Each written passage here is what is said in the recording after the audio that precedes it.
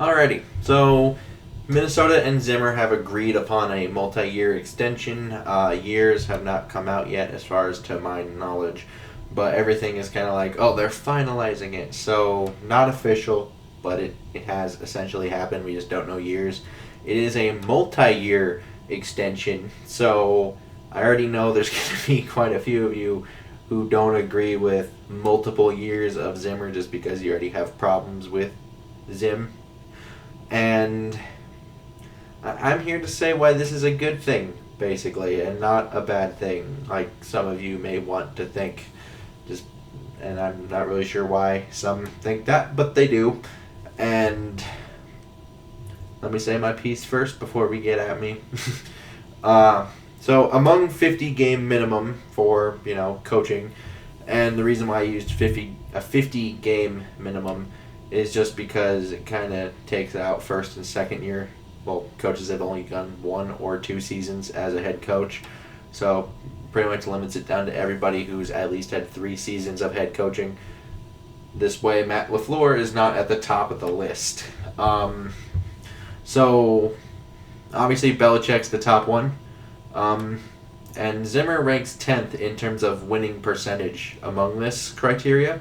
But I will say the ones ahead of him, and then we can go over what makes the difference. Belichick is at 1, McVay at 2, Tomlin 3, Sean Payton 4, Mike McCarthy's back, he's at 5, John Harbaugh 6, Andy Reid is 7, Doug Peterson's 8, Pete Carroll's 9, and then Zimmer at 10. So, what can we find as a common denominator of the coaches ahead of him? Well, Belichick, I really only focused on, his New England years, just because I didn't really think it was worth delving into the Cleveland kind of things, just because, he's not better than Belichick. I'm not going to say he's better than any of these guys, but, that argument is sailed. But he's had Bledsoe, Brady, Castle all start significant amount of games, and what I'm calling significant is 5 or more. And the only other 2 during his New England years to start a game were Brissett and Jimmy Garoppolo, who each had 2 each. And then Sean McVay's only had Goff. Mike Tomlin, he's had Roethlisberger, and he believes in resting players, so Charlie Batch has a lot of Week 17 kind of things over the courses of his career. And then you have Rudolph and Hodges from those last year from when Roethlisberger got hurt. Sean Payton, Breeze, and Bridgewater since he's gone into New Orleans. McCarthy, Favre, and Rodgers, with that only real down year being when Hundley got to go in when Barr sort of cracked his bone. And Harbaugh, Flacco, and Lamar Jackson. Andy Reid's the only one here that really has a significant amount, and it's mostly because McNabb couldn't stay healthy for the whole season, so he has a lot of guys that basically accumulated 2 or 3 starts in a couple of seasons, with the main 4 being McNabb, Vick, Alex Smith, and Mahomes. So for the most part, since 1999, Andy Reid just has 4 quarterbacks. Doug Peterson's only had Wentz and Foles, Pete Carroll, Bledsoe in New England, Hasselbeck, Jackson, and Wilson in Seattle. And we get to Zimmer. Bridgewater, Castle, Bradford, Keenum, and Cousins. So, and then you have Ponder and Hill for 1 game each.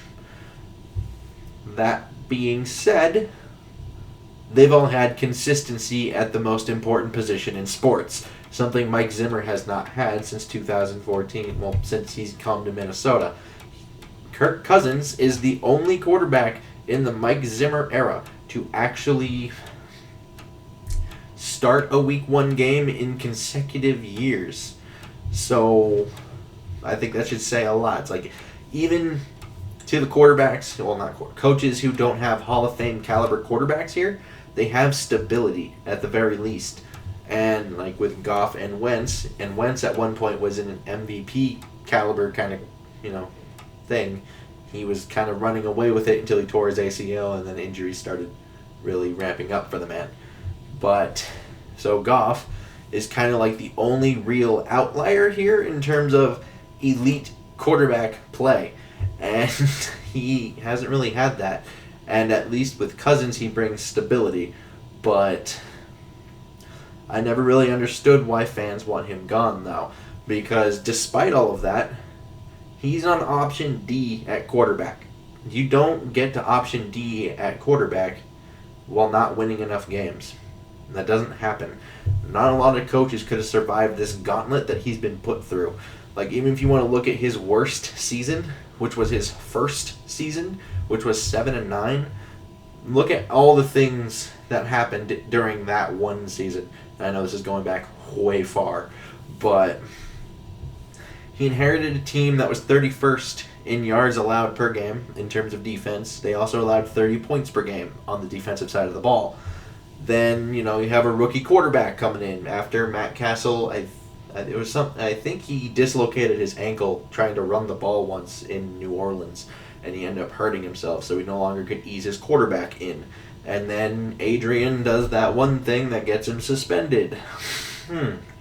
Now you have no identity on offense. You're inheriting this horrible defense, and there's a lot of people in the media and probably fans that would have been like, you know what? 4 or 5 wins probably is okay this year considering all that's happened. And then he goes 7-9. He almost gets a 500 record. There's not a lot of coaches that go to that, especially even in their first year. There's not a lot of coaches that can get around that. When it's like, well, your best offensive weapon's gone, you have a rookie quarterback, and your defense really isn't that good either. So, not a lot to go there.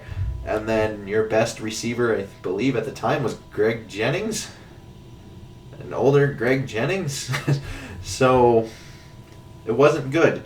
And he still went 7-9, which is a respectable first year for a head coach, but given all that happened, that was almost astounding. And he hasn't ever gone worse than 8-8 since then. And even though, to me, he's very competent as a head coach, and there's a lot of people that don't agree with that. I'm not sure why, but there's a lot of people who don't. And to me, the extension's the right move, despite some thinking it's not. He's on his 4th significant quarterback between Bridgewater, Keenum, Bradford, and Cousins. Not many get to that option D, like I said, and he hasn't had any offensive stability. Even I think Cousins and Kubiak are going to bring some more offensive stability here, and that's going to be good, especially since this is the first offseason since 2015 that the offense isn't learning a new playbook. So the level of just inconsistency we've had on the offensive side of the ball alone, and the fact that he's been able to win as much as he has, is really, really good. And I think there's a lot of area for improvement here as long as we get that stability on the offensive side, because his defensive system has proven to work as long as pieces aren't getting older and faltering like they were last year. Obviously, we're going to have some growing pains now with this group, especially in the secondary, but it is what it is. I believe that would still be better because, Rhodes and Waynes were kind of liabilities. But that is what it is. I would like to know your guys' comments down below. Like and subscribing. Super helpful. All that good stuff. Helps YouTube algorithms. And until next time, I bid y'all adieu.